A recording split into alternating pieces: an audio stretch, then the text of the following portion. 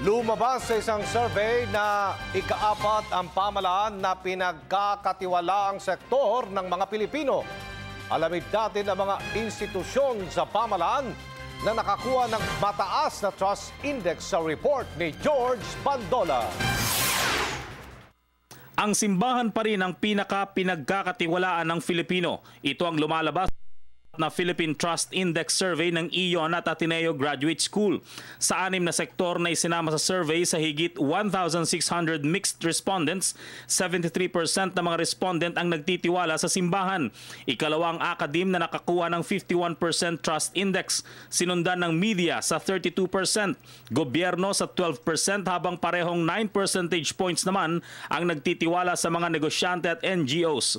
Sa government sub-institution, pinagkakatiwalaan ng mga LGUs na nakakuha ng 19%, pumangalawang Supreme Court sa 17%, Regional Trial Court sa 16%, parehong 15% sa Cabinet at Office of the President, habang kakaunti naman ang nagtitiwala sa Senado at Kongreso na may 10% at 8% trust rating ayon sa pagkakasunod.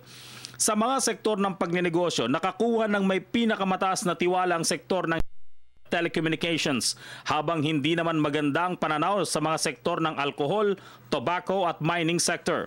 Sa National Capital Region, pinagkakatiwalaan ng Korte Suprema, kasunod ng mga Regional Trial Courts, LGUs at Cabinet, bago ang Office of the President at ang Senado at ang Kongreso.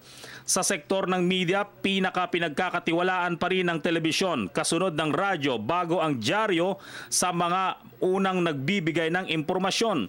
Subalit itinuturing ng awareness generator ang digital media.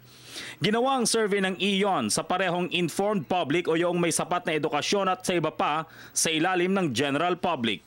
Para sa Telebisyon ng Bayan, George Bandola.